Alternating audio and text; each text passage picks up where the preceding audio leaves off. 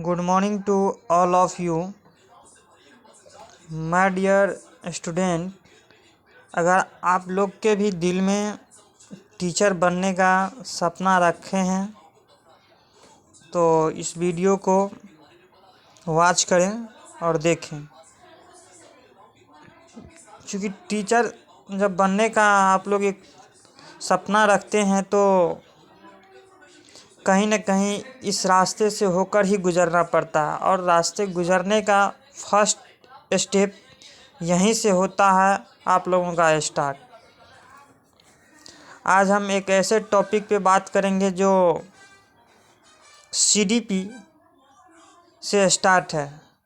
Heading से तो पता चल ही गया होगा, विकास संबंधित दृष्टिकोण।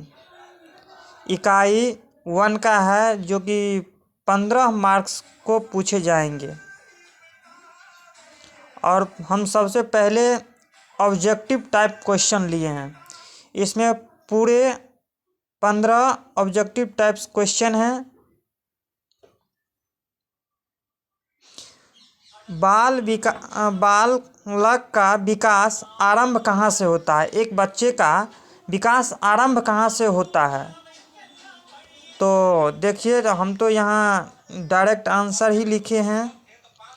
गर्भावस्था, जब एक बच्चा माँ के गर्भ में रहता है वहीं से उनका विकास आरंभ हो जाता है, और विकास जो है मृत्यु उपरांत तक ही चलता है।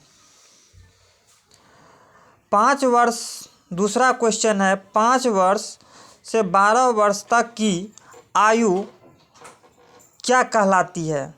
इस स्टेज का नाम पूछ रहा है आपसे। 5 वर्ष से 12 वर्ष की बालक का आप बाल्य अवस्था कह सकते हैं। इसमें भी 2 स्टेप होता है, एगो पूर्व बाल अवस्था, एगो उत्तर बाल अवस्था होता है, जो कि 2 वर्ष से 6 वर्ष और 6 वर्ष से फिर 12 वर्ष तक रखा गया है।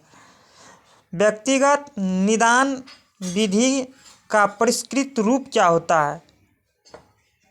कीड़ा चिकित्सक, इसका उत्तर होगा कीड़ा चिकित्सक।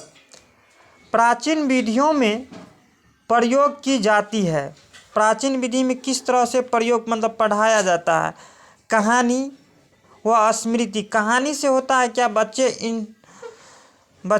बच्चे के अंदर रुचि जगते हैं, सोचने की क्षमता वृद्धि होती है, विकसित होती है।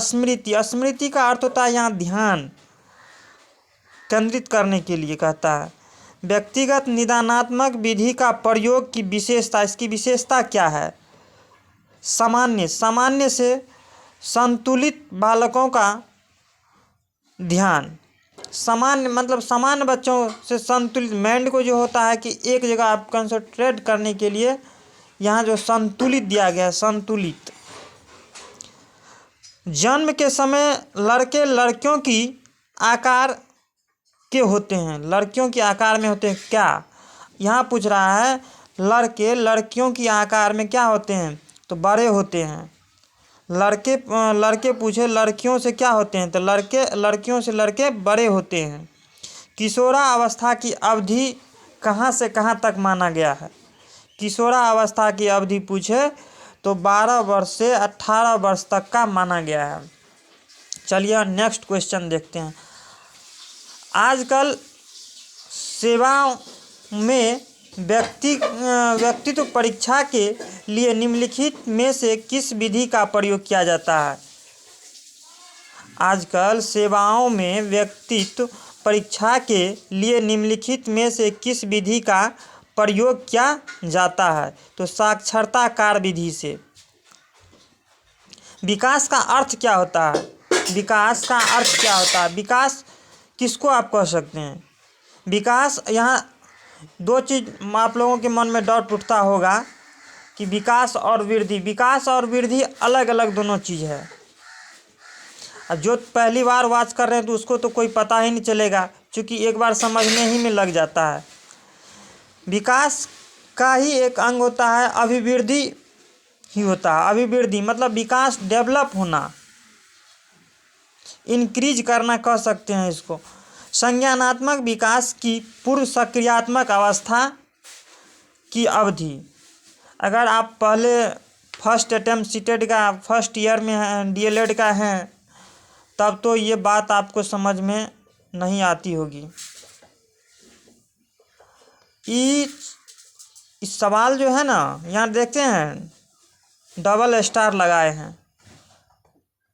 जब आप सीटेट पढ़िएगा तो चैप्टर नंबर 5 है जीन पियाजे, कोहलबर्ग और लेव गोत्स्की।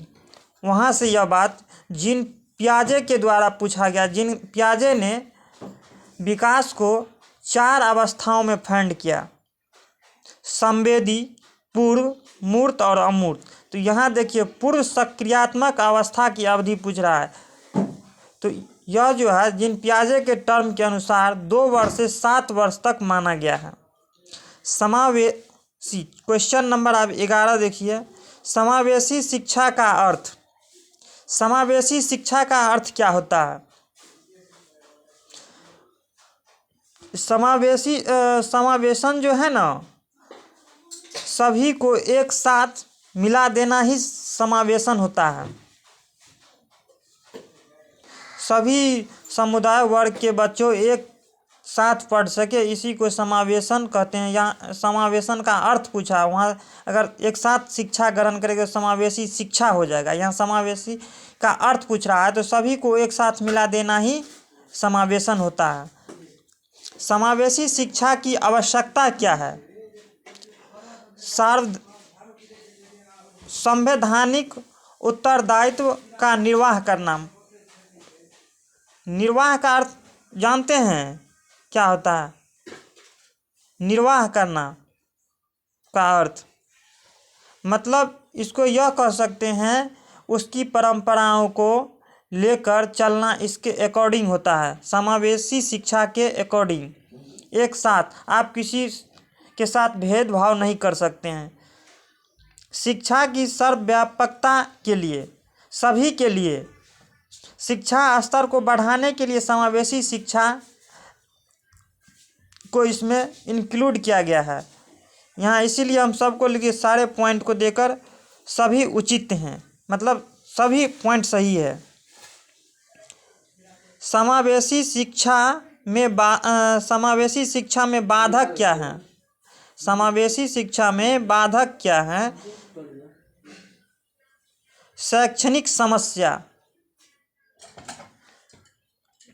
शैक्षणिक समस्या में अब यहाँ लगता होगा कि बस इतना ही आंसर होगा।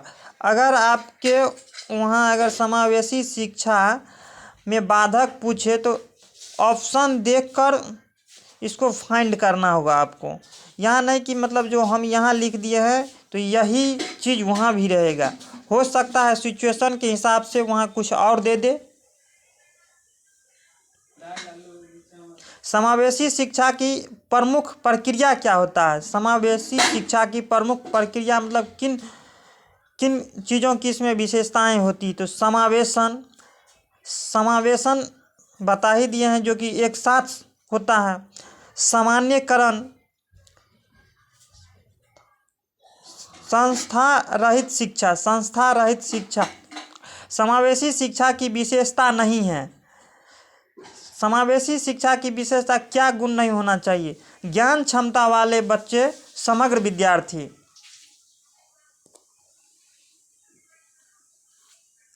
तो अभी हमने 15 टॉपिक पे बात की हैं, जो कि 15 का 15 आपका ऑब्जेक्टिव इकाई 1 का CDP चाइल्ड डेवलपमेंट पेडागोजी से लिए हैं और 15 ऑब्जेक्टिव क्वेश्चन। इसमें से जो है आपको 3 या 4 नंबर तो फिक्स ही पूछेगा, इसमें नो डाउट है। अच्छे से इनको याद कर लीजिए। अगर आपको स्क्रीनशॉट लेना हो तो ले सकते हैं, यहाँ भी ले लीजिए।